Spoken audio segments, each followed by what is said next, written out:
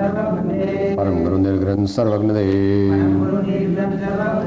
परम गुरु निर्ग्रंथ सर्वज्ञ देव, परम गुरु निर्ग्रंथ सर्वज्ञ देव, परम गुरु निर्ग्रंथ सर्वज्ञ देव, परम गुरु निर्ग्रंथ सर्वज्ञ देव, परम गुरु निर्ग्रंथ सर्वज्ञ देव, परम गुरु निर्ग्रंथ सर्वज्ञ देव।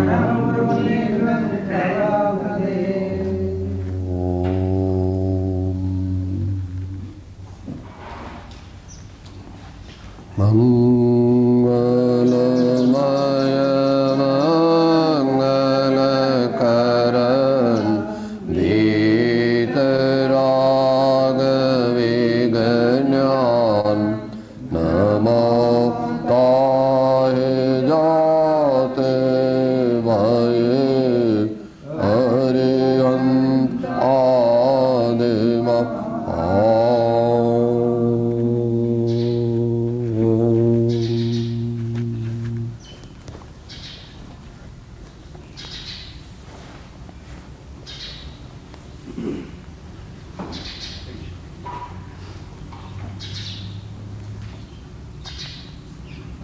शुद्ध आत्मा ने बतावनार श्री समयसार नामना परम अध्यात्म शास्त्रनी वाचना संक्षिप्त भक्ति रूप विचारणा આપણે કરી રહ્યા છીએ। તેમાં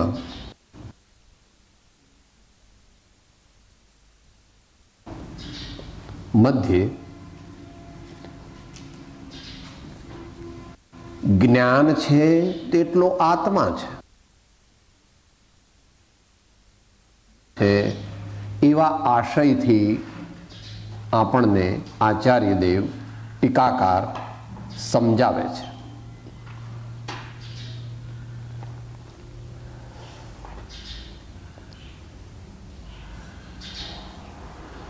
અહીં સિદ્ધાંત અને અધ્યાત્મ બંનેનો સમન્વય કરેલો છે। સિદ્ધાંત શું? જ્યાં જ્યાં જ્ઞાન હોય ત્યાં જ આત્મા હોય અને જ્યાં જ્ઞાન ન હોય ત્યાં આત્મા હોય નહીં। એટલે ગઈકાલે કહ્યું હતું પૂદગલ, ધર્માસ્તિકાય, અધર્માસ્તિકાય, આકાશ અને કાળ આ પાંચ દ્રવ્યોમાં જ્ઞાન છે નહીં। જ્ઞાન આ પાંચ દ્રવ્યોમાં નથી। એટલે તે દ્રવ્યો કેવા છે? અનાત્મ દ્રવ્યો છે, અનાત્મ દ્રવ્ય છે, જળ દ્રવ્ય છે। અને જ્યાં જ્ઞાન છે ત્યાં આત્મા છે। જીવ જ એક એવો પદાર્થ છે, જીવ એક એવું તત્વ છે કે જેનામાં જ્ઞાન છે, એ સિવાય બીજા કોઈ પણ પદાર્થમાં જ્ઞાન નથી। એનાથી આગળ જઈને એનાલોજી આચાર્ય એવી આપે છે જેટલું જ્ઞાન છે તેટલો આત્મા છે। પહેલા લક્ષણ દ્વારા પદાર્થ નક્કી કર્યો, હવે ક્વોન્ટમ દ્વારા નક્કી કરે છે। જેટલું જ્ઞાન તેટલો આત્મા અને જેટલું જ્ઞાન નહીં તેટલો અનાત્મા।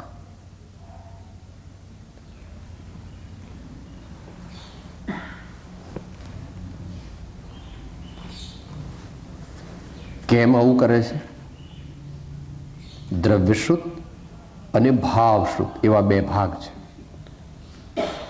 શ્રુત જ્ઞાનના બે ભાગ છે, દ્રવ્યશ્રુત અને ભાવશ્રુત।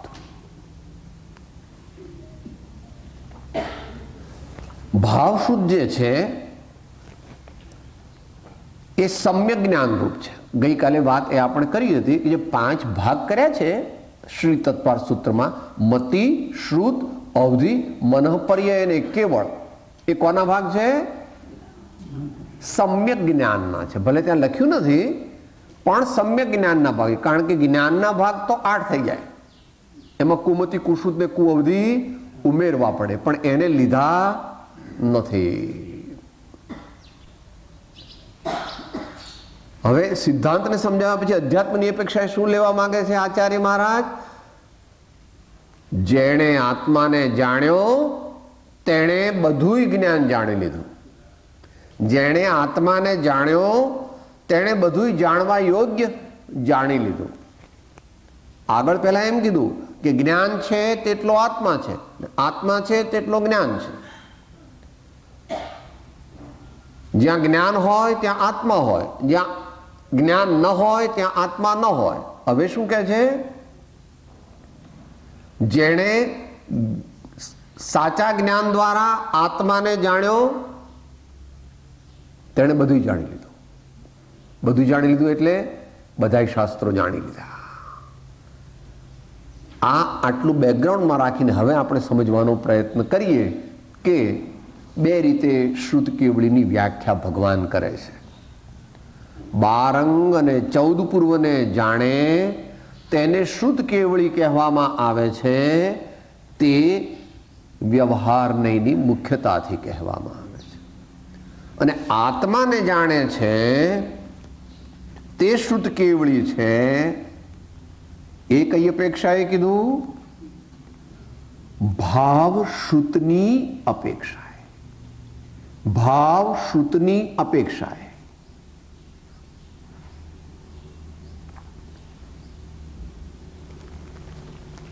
સહેજ બુદ્ધિને ખેંચવી પડે એવું છે. આત્મા, જ્ઞાન, ભાવશ્રુત, દ્રવ્યશ્રુત. આત્મા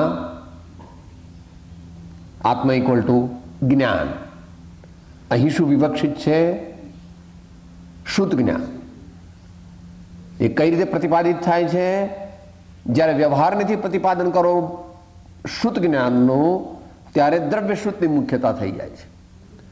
અને નિશ્ચય નહીંથી જ્યારે મુખ્યતા કરો ત્યારે ભાવશ્રુતની મુખ્યતા થઈ જાય છે. નિશ્ચય નહીં, ભાવશ્રુતને શુદ્ધ જ્ઞાન કહે છે. વ્યવહારને, દ્રવ્યશ્રુતને શુદ્ધ જ્ઞાન કહે છે. પણ બંને સાચા છે. એક કારણ અને એક કાર્ય. એક કારણ અને એક કાર્ય એ પહેલી ગાથામાં સમજાવ્યું હતું. સમય પ્રાભૃતની વ્યાખ્યા કરતા, સમય પ્રાભૃતની વ્યાખ્યા કરી હતી ત્યારે એ વાત સમજાવી હતી. અર્હત પ્રવચનના અવયવ રૂપ આ સમય પ્રાભૃત નામના શબ્દ બ્રહ્મ દ્વારા હું પરબ્રહ્મને કહીશ. કારણ કે શબ્દ બ્રહ્મ અને પરબ્રહ્મ વચ્ચે વાચક વાચ્ય સંબંધ છે. શબ્દ બ્રહ્મ એટલે ભગવાનની વાણી અને પરબ્રહ્મ એટલે શુદ્ધ આત્મા. તો ભગવાનની વાણી કોને બતાવે છે? શુદ્ધ આત્માને બતાવે છે. અને શુદ્ધ આત્મા તે આપણું પોતાનું નિશ્ચય સ્વરૂપ છે. તો દ્રવ્યશુદ્ધ ભાવ, દ્રવ્યશુદ્ધ ભાવ, દ્રવ્યશુદ્ધ જ્યારે આવે ત્યારે મુખ્યતા કોની થઈ ગઈ? વ્યવહાર નહીં. અને ભાવશુદ્ધ આવે ત્યારે મુખ્યતા કોની થઈ ગઈ? નિશ્ચય નહીં. પણ એ ભાવશુદ્ધ કયું જાણવું? સ્વસંવેદન જ્ઞાન દ્વારા શુદ્ધ આત્માનું ભાવ ભાષણ જે થયું એ ભાવશુદ્ધ જ્ઞાન. ભાવશુદ્ધ જ્ઞાન બે પ્રકારે છે. એક અભ્યાસરૂપ જે છે એ ભેદરૂપ છે.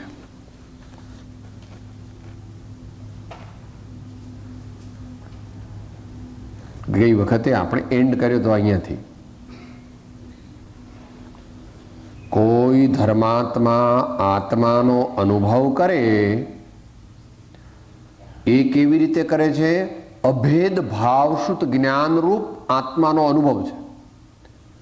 અભેદ ભાવશુદ્ધ જ્ઞાનરૂપ આત્માનો અનુભવ છે. અને ભેદ રૂપ ભાવશ્રુત તે એના સંસ્કાર પાડવા માટેની ભૂમિકા છે. પ્રયોગ શું કરીએ છીએ ધ્યાનમાં? પહેલા શું કરીએ છીએ ધ્યાનમાં? જે પ્રબુદ્ધ ધર્માત્મા છે અથવા મહાત્મા છે એ શું કહે પહેલા કરે? સાહેબ હું તો આત્મા બેસવા બસ ધ્યાન કરવા બેસી તો આત્માનો જતો રહો એકદમ. નહીં, એવું તો કંઈ થતું નથી. એવું તો કંઈ થતું નથી. એવું તો મોટા સામાન્ય મુનિજનોને પણ નથી થતું. મોટા મુનિજનોને થાય છે.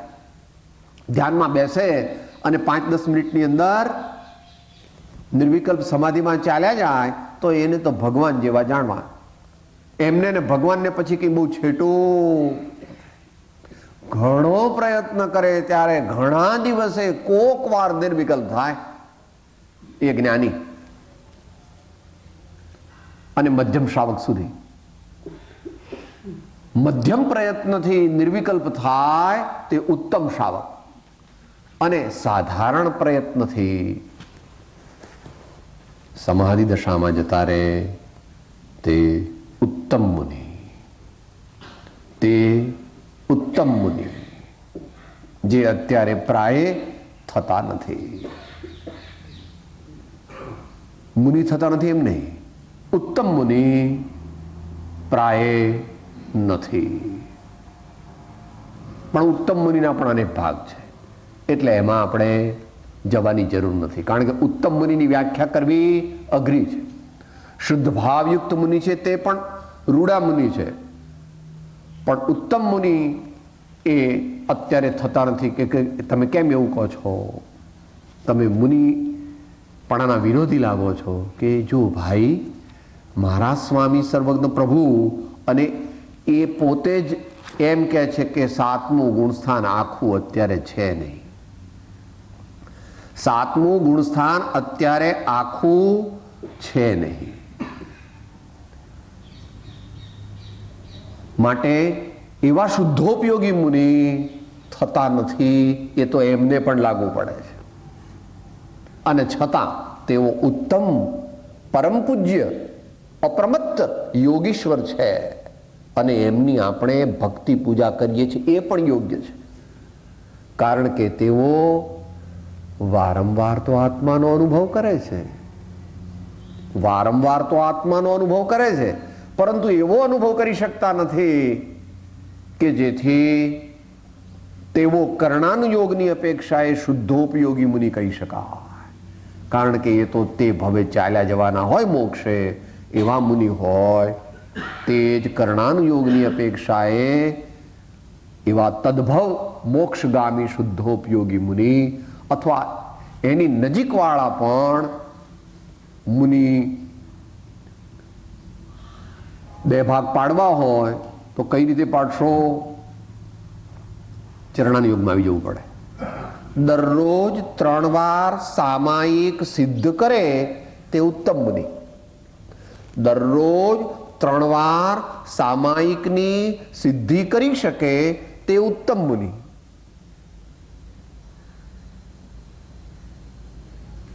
એ 3 વાર તો આત્માનો અનુભવ થયો ને. અહો, મહામુનીશ્વર છે. એથી આગળની અવસ્થામાં પણ મુનિઓ હોય છે. 3 વાર નહીં, કર્ણાનુયોગમાં તો શું કહે છે? 32-33 વાર. બરાબર. અંતર્મુહૂર્તની અંદર 7મા ગુણસ્થાનનો સ્પર્શ કરે છે. અંતર્મુહૂર્તની અંદર વધુમાં વધુ 6ઠ્ઠા ગુણસ્થાનની અવધિ કેટલી? મુહૂર્ત. 48 મિનિટથી વધારે 6ઠ્ઠા ગુણસ્થાને રહેતા નથી. પણ આ વાત તો કર્ણાનુયોગની છે, એ અત્યારે આપણે એ કેવડી જાણે છે. આપણે તો પ્રેક્ટિકલ થવું, આપણે ગુણગ્રાહક થવું. જે કોઈ મુનિ આત્માનો અનુભવ કોક વાર પણ કરતા હોય તે મહાન છે. એટલે થોડી ડાયલ્યુટ વ્યાખ્યા કરી નાખી શ્રી આનંદજી મહારાજે ને શ્રીમદ રાજચંદ્રજી. આત્મ જ્ઞાની શ્રમણ કહાવે બીજા તે દ્રવ્ય લિંગી રે, વસ્તુ ગતે જે વસ્તુ પ્રકાશે આનંદ ઘનમત સંગી રે. અથવા આત્મજ્ઞાન ત્યાં મુનિપણું તે સાચા ગુરુ હોય, બાકી કુળ ગુરુ કલ્પના આત્માર્થી નહીં જો. આપણે અનેકાંતવાદી છીએ કે કેમ? અનેકાંતવાદી હોઈએ તો ગુણગ્રાહક થવું, અનેકાંતવાદી હોઈએ તો ગુણગ્રાહક થવું, પોતાની પરીક્ષા વધારે કડક કરવી, બીજાની પરીક્ષા સામાન્ય કરીને જેટલા ગુણ હોય તેની અનુમોદના કરવી. આ જ ઉપાય છે, બીજો ઉપાય નથી. એ આપણે શરૂઆતમાં પહેલે દિવસે વિચારી ગયેલા. બરાબર? જયચંદજી છાવડાએ અંતના ભાગમાં લખ્યું છે ને, જે સાચા જૈન હઠાગ્રહી હોય નહીં, સાચા જૈન ઉદાર મતવાદી હોય.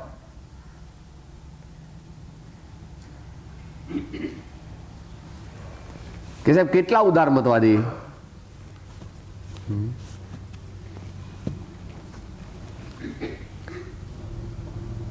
એ નમીનાથ ભગવાનના સ્તવનમાં નિત્યક્રમ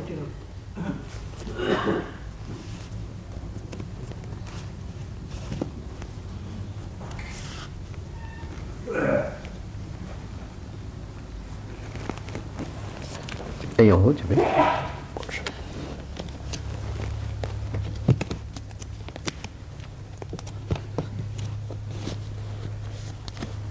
વરના ચરણ ઉપાસક એમ કરીને ષટ દર્શન આરાધે રે. 21માં ભગવાન શ્રી નમી જિનેશ્વર ભગવાન, નમીનાથ ભગવાન, તેના ઉપાસક જે છે એ 6 દર્શનની આરાધના કરે છે. એ 6 દર્શનની આરાધના કરે છે. આત્માને નિત્ય માને છે એ પણ સ્વીકારે છે, આત્માને નિત્ય માને છે એ પણ સ્વીકારે છે, આત્માને દેહ પ્રમાણ માને છે એ પણ સ્વીકારે છે, આત્માને સર્વવ્યાપક માને છે એ પણ સ્વીકારે છે. કે એ કેવી રીતે સાહેબ? આત્મા સર્વવ્યાપક કેવી રીતે? જ્ઞાનની અપેક્ષા. કેવળી ભગવાનનું જ્ઞાન ક્યાં વ્યાપે છે? સમસ્ત લોકાલોકમાં વ્યાપે છે. માટે અગર કોઈ એમ કહે કે આત્મા સર્વવ્યાપક છે તો એનો વિરોધ નથી. મારા સ્વામીનું જ્ઞાન, મારા સ્વામીનો આત્માનું જ્ઞાન લોકાલોકને જાણે છે. માટે જ્ઞાન પ્રસારની અપેક્ષાએ આત્માને સર્વવ્યાપક કહેવામાં પણ અમને કઈ વાંધો. એમ અનેક પ્રકારે ખરેખર તો અઘરું છે, દેશકાળ વિપરીત છે. માટે જગતના જીવોને એવી હૃદયની વિશાળતા પ્રાપ્ત થઈ શકવાના ચાન્સ બહુ ઓછા છે. કારણ કે સાંપ્રદાયિકતાનું સામ્રાજ્ય સર્વત્ર વ્યાપક નહીં પણ સર્વસત્તાધીશ થઈ ગયું છે. ધર્મ એટલે સંપ્રદાય, ધર્મ એટલે અને મારો સંપ્રદાય તે ધર્મ, એ સિવાય કઈ ધર્મ છે. એ પ્રમાણે દેશકાળની વિપરીતતાને લીધે ચાલે છે. પણ મોટા પુરુષો એમ કહે છે કે જ્ઞાનીની વાત તો જવા દો, ઉત્તમ મુમુક્ષુ કોણ? તો કે વિશાળ બુદ્ધિ મધ્યસ્થતા. વિશાળ બુદ્ધિ મધ્યસ્થતા. વિશાળનો અર્થ પણ બહુ મોટો છે. અત્યારે વિષય નથી, ત્યારે સમયસારનો વિષય છે.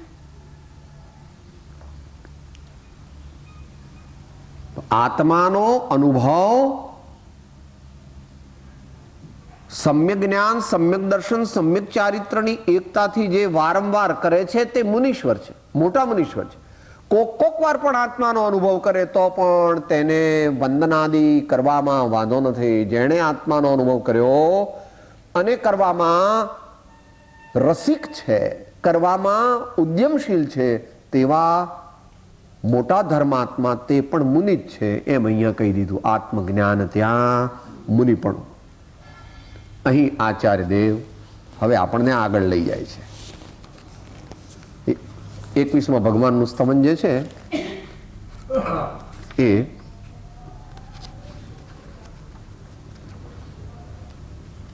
માત્ર 1-2 લીટી વાંચી જઈએ.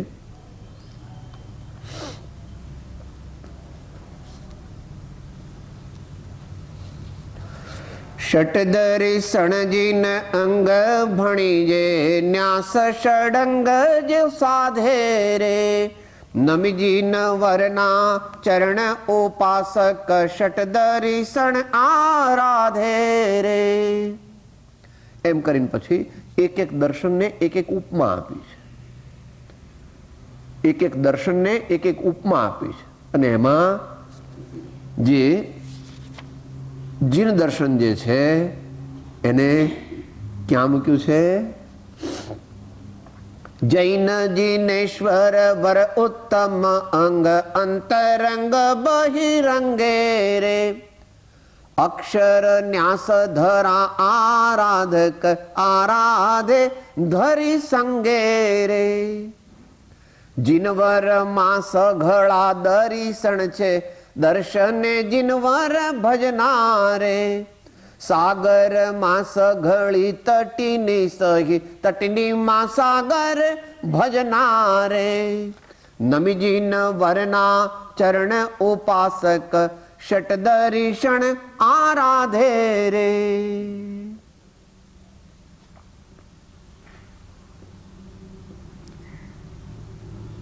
મહાન આચાર્ય શ્રી હરિભદ્ર સુરી મહારાજે ષડ દર્શન સમુચ્ચય લખ્યું છે. એ દર્શન અભ્યાસનો દર્શન શાસ્ત્રનો જેને અભ્યાસ કરવો હોય એને માટે પરમ ઉપકારી કહીને કૃપાળુદેવે એને રિકમેન્ડ કરેલું છે અમુક જગ્યાએ અને એનું અનુસરણ સારી રીતે આનંદગંજી મહારાજે કરેલું છે.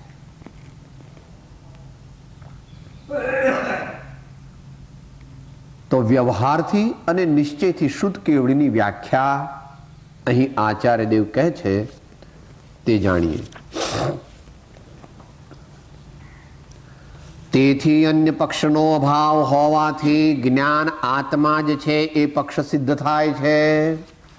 અન્ય પક્ષનો એટલે આગળ આવ્યું 5 દ્રવ્યોમાં જ્ઞાન નથી એમ સિદ્ધ થયું હોવાથી જ્ઞાન તે આત્મા છે અને આત્મા તે જ્ઞાન છે એમ અમે કહીએ છીએ. માટે શ્રુત જ્ઞાન પણ આત્મા જ છે.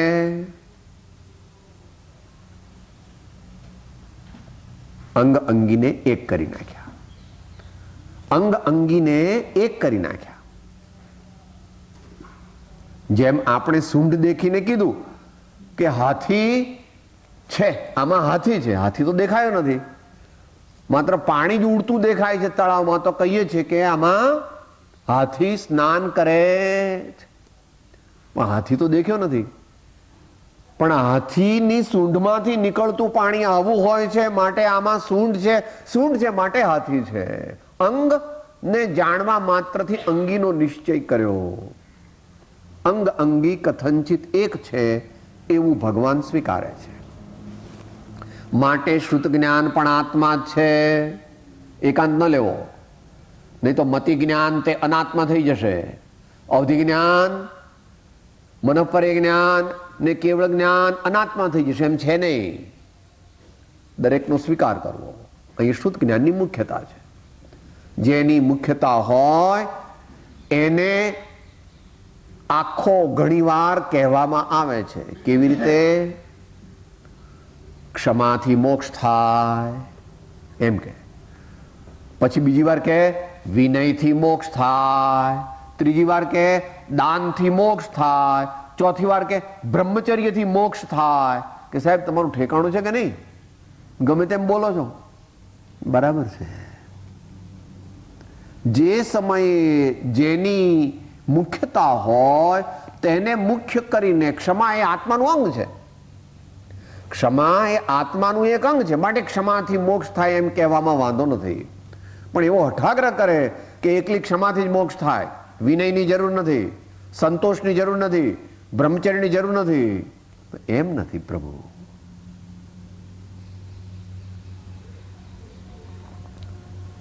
અનેકાંતની સ્વીકૃતિ, ઘણા કષાયની મંદતા,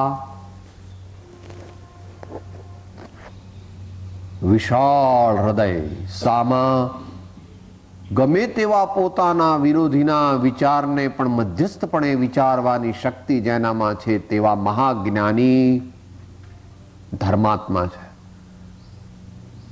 ગમે તેવો કટ્ટર દુશ્મન આવે ને એકદમ વિરુદ્ધ વિચારોને એ પ્રગટ કરે તો પણ તેને શાંતિથી વિચારવાની જેનામાં ક્ષમતા છે તે જ મહાન ધર્માત્મા છે. માટે એવું થવું એ ઘણું અઘરું છે, પણ એવું થયા વિના મોક્ષે જવાનું નથી.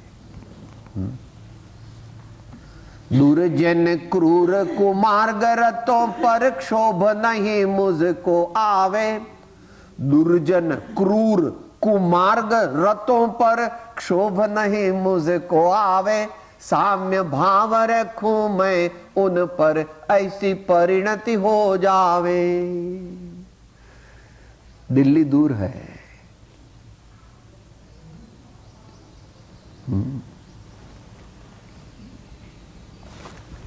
ઘણા બધા પ્રયત્નથી મોક્ષ માર્ગ સિદ્ધ થાય છે અને એની સિદ્ધિથી આગળ આ વિશ્વમાં કંઈ છે નહીં. જેણે આત્મા સિદ્ધ કર્યો તે પરમાત્મા થઈ જશે. એનાથી આગળ આ વિશ્વમાં કંઈ છે નહીં. જે ભગવાન થયા પરિપૂર્ણ કે સાહેબ ભગવાનથી આગળ તો કંઈ છે નહીં. ભગવત પદ પરમાર્થની પ્રાપ્તિ એ પૂર્ણ તો કેવળ જ્ઞાન થાય ત્યારે થાય, અને એનો પ્રારંભ તે નિશ્ચય સમ્યક્ત્વ અથવા શુદ્ધ આત્મજ્ઞાન થાય ત્યારથી થાય. વચ્ચે એ મોક્ષની દશા વધતી જાય. મોક્ષની દશા એટલે નિર્મળ જ્ઞાન અને સહજ આનંદ અને સમતા. નિર્મળ જ્ઞાન, સહજ આનંદ અને સમતા જીવનમાં વધતા જાય. જેટલી પોતે આગળ પુરુષાર્થ કરી અને મોક્ષ માર્ગની પ્રાપ્તિ કરે તેટલી. શુદ્ધ જ્ઞાન તે પણ આત્મા જ છે. આમ થવાથી જે આત્માને જાણે છે તે શુદ્ધ કેવળી છે એમ જ આવે છે. શુદ્ધ એટલે આત્મા. જેણે શુદ્ધ જાણ્યું તેણે આત્મા જાણી લીધો, અને તે તો પરમાર્થ જ છે. આપણે ગઈ વખતે થોડું લીધું હતું. જબ જાન્યો નિજ રૂપ કો તબ જાન્યો સબ લોક, નહીં જાન્યો નિજ રૂપ કો સબ જાન્યો સો ફૂક. અને કેવળ જ્ઞાનની વ્યાખ્યા પણ એ નિયમ સારમાં આચાર્ય દેવે બંને રીતે લીધી છે. કૃપાળુ દેવે માત્ર નિશ્ચય નહીંથી જ લીધી છે. એટલે ત્યાં શાસ્ત્ર જ્ઞાનને ગૌણ કર્યું છે. શાસ્ત્ર જ્ઞાનને ગૌણ કર્યું છે. કેવળ નિજ સ્વભાવનું અખંડ વર્તે જ્ઞાન કહીએ, કેવળ જ્ઞાન તે દેહ છતાં નિર્વાણ. ભગવાન ચંદ્ર, સૂર્ય, ગુરુ, સ્વર્ગ, નરક, નિગોદ બધું જાણે છે માટે કેવળ જ્ઞાની છે એમ ન કીધું.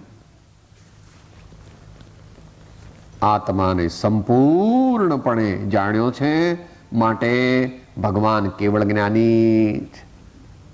અને એ જ વ્યાખ્યાને આ કાળે મુખ્ય રાખવી. આ કાળે એ વ્યાખ્યાને મુખ્ય રાખવી, કારણ કે આપણે ગમે તેટલું કહીશું આપણા ભગવાન આ ક્ષેત્રે છે નહીં.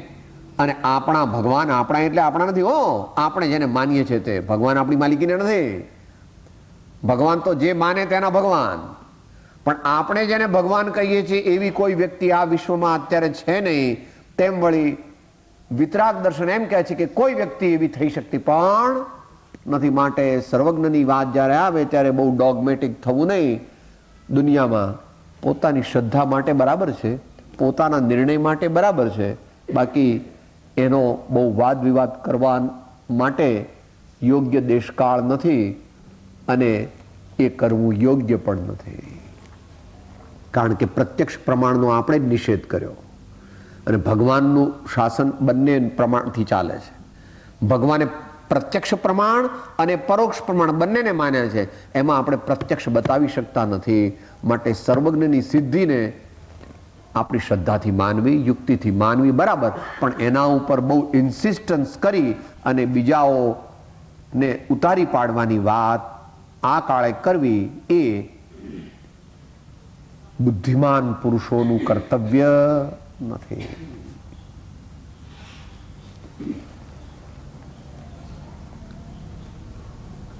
આ રીતે જ્ઞાન અને જ્ઞાનીના ભેદથી કહેનારો જે વ્યવહાર, તેનાથી પણ પરમાર્થ માત્ર જ કહેવામાં આવે છે. જ્ઞાન એટલે શુદ્ધ જ્ઞાન અને જ્ઞાની એટલે શુદ્ધ કેવળી. આ રીતે જ્ઞાન, કયું જ્ઞાન? શુદ્ધ જ્ઞાન. અને જ્ઞાનીના, જ્ઞાની કયા જ્ઞાની? અહીંયા શુદ્ધ કેવળ જ્ઞાની. વ્યાખ્યા શેની ચાલે છે? શુદ્ધ કેવળીની વ્યાખ્યા ચાલે છે. ભેદથી કહેનારો જે વ્યવહાર, તેનાથી પણ પરમાર્થ માત્ર જ કહેવામાં આવે છે. તેનાથી ભિન્ન અધિક કંઈ કહેવામાં આવતું નથી.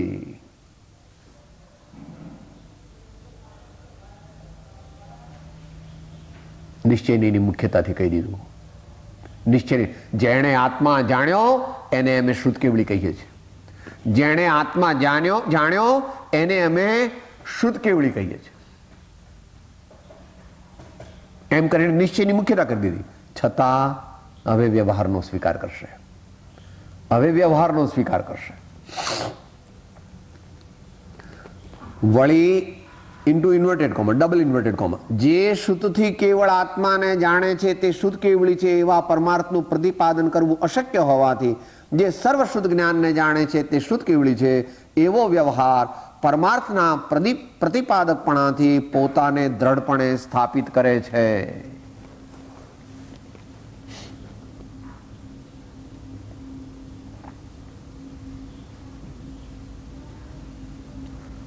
વ્યવહારે પોતાને દ્રઢપણે સ્થાપિત કર્યો એમ કહે છે. કેવી રીતે કર્યો? જો પરમાર્થ પ્રતિપાદક હોય તો, પરમાર્થ પ્રત્યે લઈ જાય તો. એટલે પાછી આત્મસિદ્ધિની ગાથા આવી. આત્માર્થી લક્ષણ, ત્રીજી ગાથા સાથે બોલીએ. એક હોય ત્રણ કાળમાં પરમાર્થનો પંથ, પ્રેરે તે પરમાર્થને તે વ્યવહાર સમંત. પ્રેરે તે પરમાર્થને તે વ્યવહાર સમંત.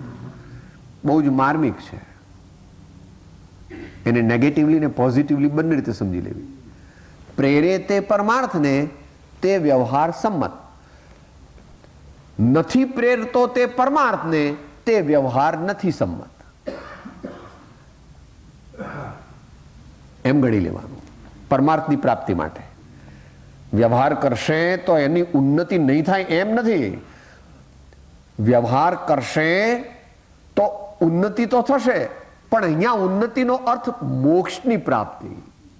વ્યવહાર કરે, મુનિપણું પાળે, વ્રત લે, દેવગુરુ ધર્મની ભક્તિ કરે તો એને ફળ નહીં થાય?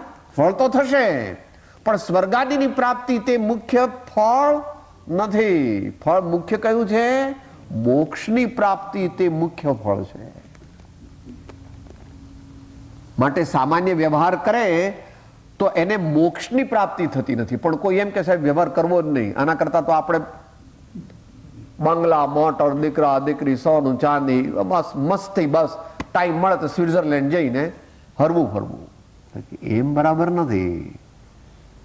એમ બરાબર નથી. તો કે કેમ છે? તો કે તું પાલિતાણા જાય, સમેત શિખર જાય, તારંગા જાય, પૂજા કરે, ભક્તિ કરે, સ્વાધ્યાય કરે, કેશલોચ કરે, વ્રત પાળે, ત્યારે પણ વચ્ચે વચ્ચે આત્માનો લક્ષ્ય કરતા રહેવું. સ્વરૂપ લક્ષે જીન આજ્ઞા આધીન. જો સ્વરૂપ લક્ષે જીન આજ્ઞા આધીન. જો એમ મારે તમારે કરવું પડશે જો મોક્ષની ઈચ્છા, મોક્ષની જિજ્ઞાસા હોય તો. નહીં તો જે જીવનું જેવું ભવિતવ્ય, જે જીવનું જેવું ભવિતવ્ય. પણ ઉત્તમ વિવેકી ધર્માત્માએ શું કરવું? સ્વર્ગાદી તો એ પાછળ મળે જ છે, પણ એ સ્વર્ગાદી ધ્યેય નથી. સ્વર્ગાદી તો બાય પ્રોડક્ટ છે. સ્વર્ગાદીની પ્રાપ્તિ તો ઉપફળ છે, મુખ્ય ફળ નથી. મુખ્ય ફળ શું છે? સંવર નિર્જરા. સંવર નિર્જરા એ મુખ્ય ફળ છે, અને એ પૂરા થશે એટલે મોક્ષ.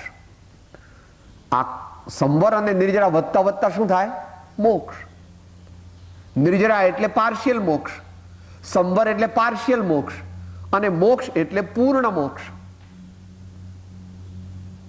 તો કયા વ્યવહારને કહે છે? વ્યવહાર, એવો વ્યવહાર પરમાર્થના પ્રતિપાદકપણાથી પોતાને દ્રઢપણે સ્થાપિત કરે છે. કેવો? જે સર્વ શુદ્ધ જ્ઞાનને જાણે છે તે શુદ્ધ કેવળી છે. એમાં અનુવૃત્તિ આગળથી લેવી. જેટલું જ્ઞાન તેટલો આત્મા. એ જનરલ સ્ટેટમેન્ટ કરે. જેટલું જ્ઞાન તેટલો આત્મા. હવે નિશ્ચય નહીંથી સ્ટેટમેન્ટ કરે છે. જેટલું ભાવ શુદ્ધ જ્ઞાન તેટલો આત્મા. જેટલું ભાવ શુદ્ધ જ્ઞાન તેટલો આત્મા. હવે વ્યવહારને એની મુખ્યતાથી કથન કરે છે. જેટલું દ્રવ્ય શુદ્ધ તેટલો આત્મા. જેટલું દ્રવ્ય શુદ્ધ તેટલો આત્મા. હવે ત્રણેયનો સાર સ્વીકાર કરો. ત્રણેયની ઇક્વેશન એક સાથે કરી નાખો. જે જાણે છે તે આત્મા છે. જે ભાવ શુદ્ધ જ્ઞાન છે તે આત્મા છે. જે દ્રવ્ય શુદ્ધ જ્ઞાન છે તે આત્મા છે. અહીં કયા આત્માની વાત ચાલે છે? શુદ્ધ કેવળી આત્માની વાત ચાલે છે. અહીંયા કોની વાત ચાલે છે? શુદ્ધ કેવળી જે આત્મા કહેવામાં આવે છે એ કેવો હોય? તે 12 અંગ અને 14 પૂર્વને જાણે તો તે શુદ્ધ કેવળી છે. પણ કેવા? દ્રવ્ય શુદ્ધના જ્ઞાતા છે. એમાં એટલું વિશેષ ત્યાં છે કે 12 અંગ અને 14 પૂર્વનું જ્ઞાન કોઈ પણ અજ્ઞાની જીવને થાય એવી વ્યવસ્થા સ્વીકારવામાં આવી નથી. 12 અંગ ને 14 પૂર્વ હું વાંચીને 12 અંગ 14 પૂર્વ જાણી લઈશ, કે એવું સંભવ જ નથી. 12 અંગ અને 14 પૂર્વ અજ્ઞાની જીવને કોઈ દિવસ પ્રાપ્ત થાય નહીં એવી વિતરાગ ભગવાનની આજ્ઞા છે. એકલું વાંચીને જે જ્ઞાન પ્રાપ્ત કરવા માંગે છે તેને ભગવાન જ્ઞાની કહેતા નથી. ઘણું શાસ્ત્રનું જ્ઞાન હોય પણ આત્માના જ્ઞાનના અભાવમાં તે શાસ્ત્ર જ્ઞાન તે મુખ્ય નથી, મોક્ષદાયક નથી. વચનામૃત 2 જગ્યાએ ગદ્ય ને પદ્ય. ગદ્ય શું કહે છે? શાસ્ત્રાદિક જ્ઞાનથી નિવેડો નથી પણ અનુભવ જ્ઞાનથી નિવેડો છે. તો પદ્ય શું કહે છે? જો હોય પૂર્વ ભણેલ નવ પણ જીવને જાણ્યો નહીં તો સર્વ તે અજ્ઞાન ભાખ્યું સાક્ષી છે આગમ અહીં. એ પૂર્વ સર્વ કહ્યા વિશેષ જીવ કરવા નિર્મળો. જીનવર કહે છે જ્ઞાન તેને સર્વ ભવ્યો સાંભળો. જીનવર કહે છે જ્ઞાન તેને સર્વ ભવ્યો સાંભળો.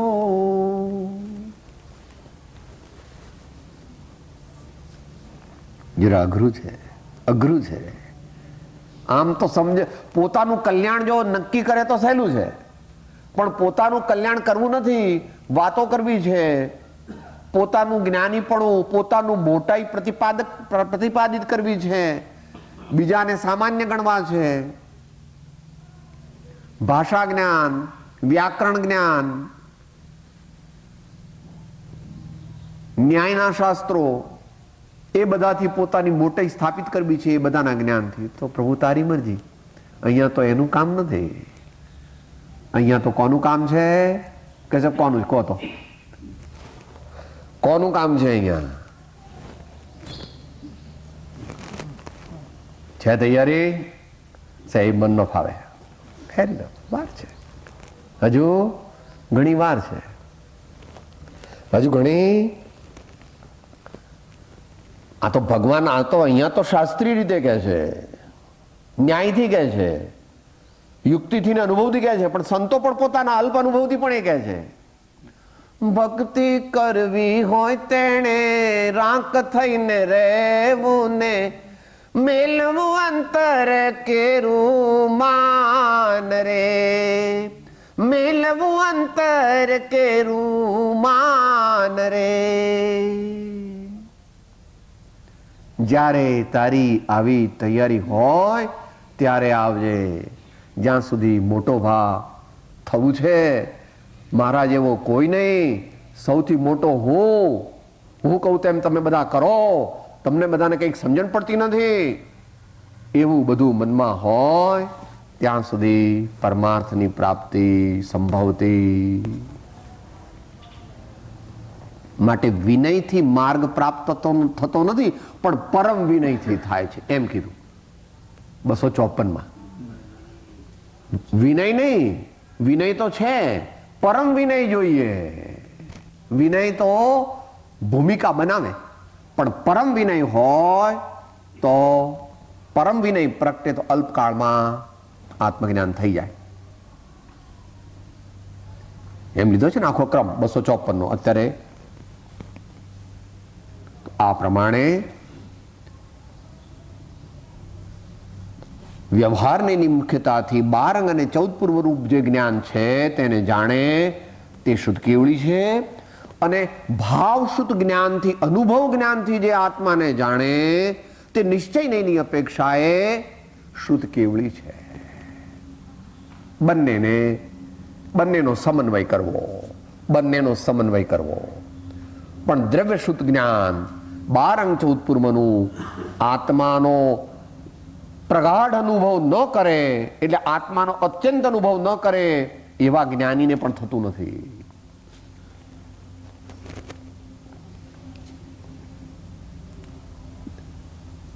શુદ્ધ કેવળી થવાની યોગ્યતા આ આચાર્ય જે આમનાયના છે એ આમનાય શુદ્ધ કેવળી પણ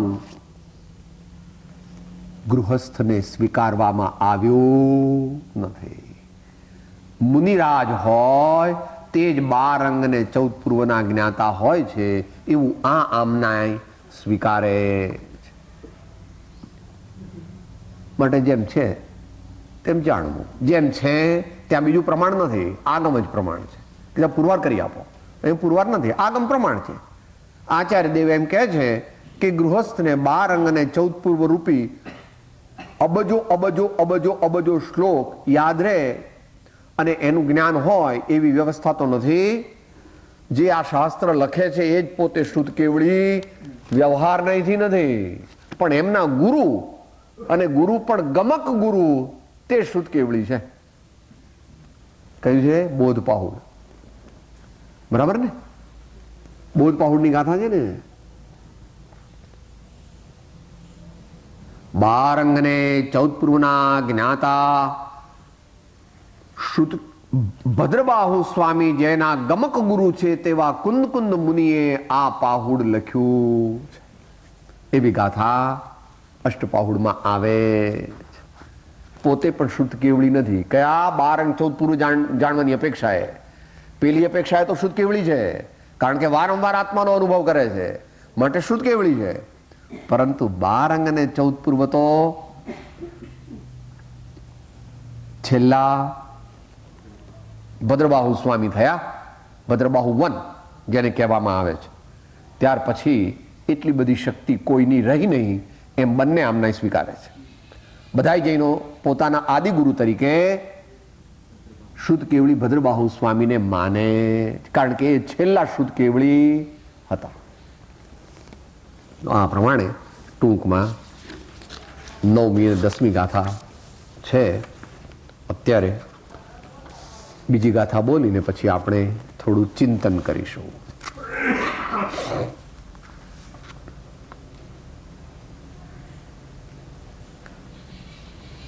11મી ગાથા ની ઉત્થાનિકા અને એનો પાઠ બોલી જઈએ, પછી યથા સમયે એની વિચારણા કરશું. ઉત્થાનિકા. મૂળ કુતો વ્યવહારનયો ન અનુસર્તવ્ય ઇતિ ચેત. પહેલા એમ કહ્યું હતું કે વ્યવહારને અંગીકાર ન કરવો, પણ જો તે પરમાર્થનો કહેનાર છે તો એવા વ્યવહારને કેમ અંગીકાર ન કરવો, તેના ઉત્તરરૂપ ગાથા કહે છે. સંસ્કૃત છાયા. વ્યવહારો ભૂતાર્થો દર્શિતસ્તુ શોધનયઃ ભૂતાર્થમાશ્રિતઃ ખલુ સમ્યગ દ્રષ્ટિ ભવતી જીવઃ. ગુજરાતી પદ્ય સાથે. વ્યવહાર નય અભૂતાર્થ દર્શિત શુદ્ધ નય ભૂતાર્થ છે. ભૂતાર્થને આશ્રિત જીવ સુદ્રષ્ટિ નિશ્ચય હોય છે. શબ્દાર્થ. વ્યવહારને અભૂતાર્થ છે અને શુદ્ધને ભૂતાર્થ છે એમ ઋષિશ્વરોએ દર્શાવ્યું છે.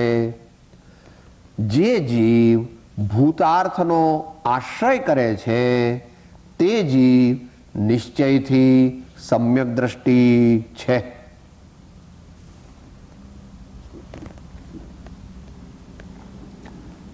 અગિયારમી ગાથાનો શબ્દાર્થ. 11મી ગાથાનો ગુજરાતી શબ્દાર્થ સમજવાનો પ્રયત્ન કરીશું આપણે આગલા 2-3 દિવસમાં.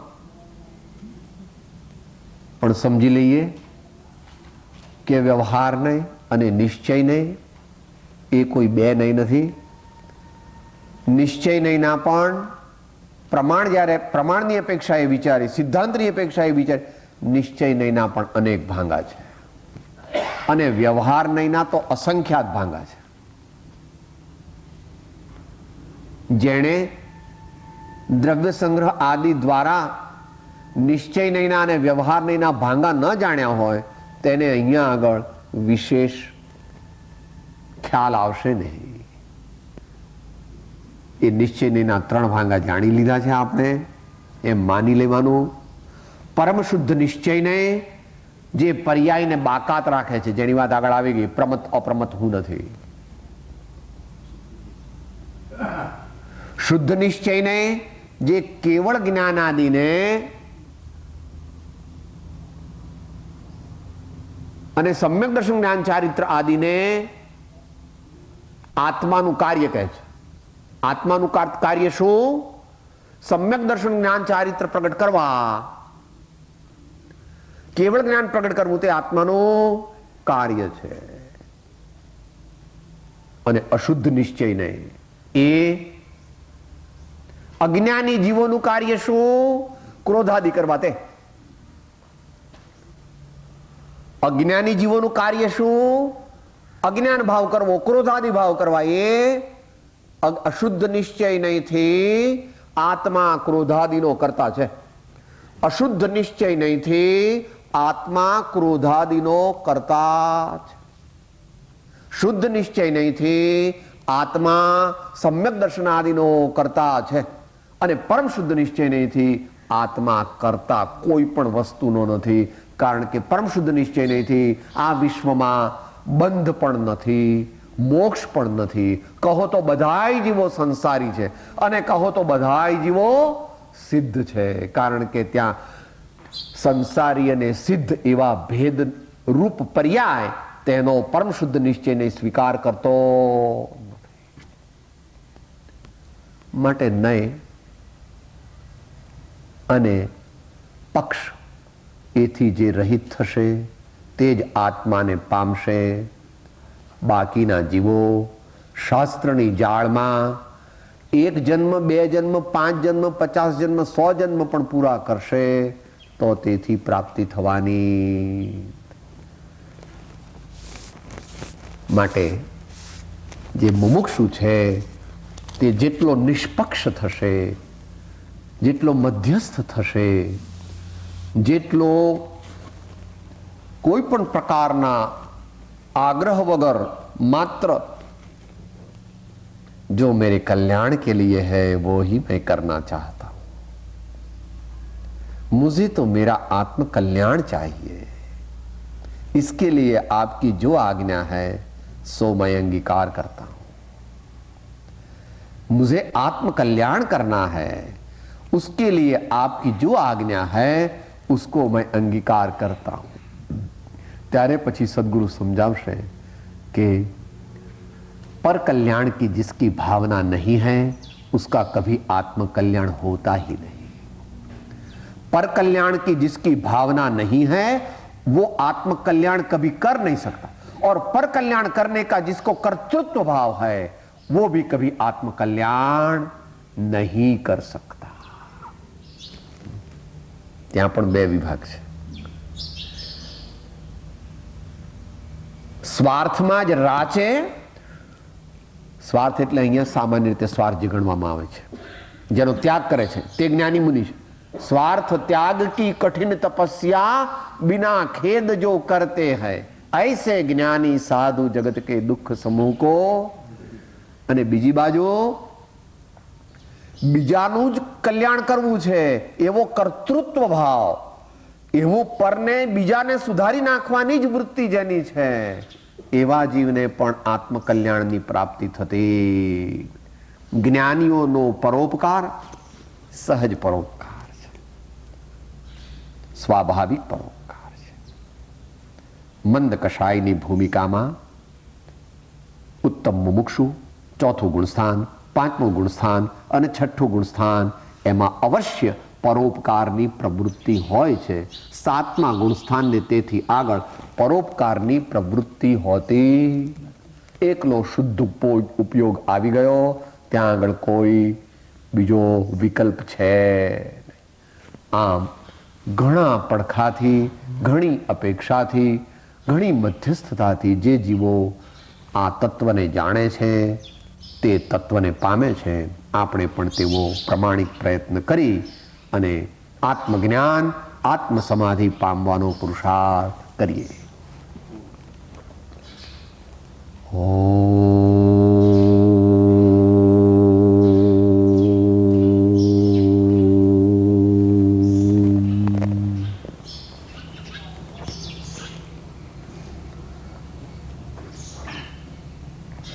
દસ મિનિટ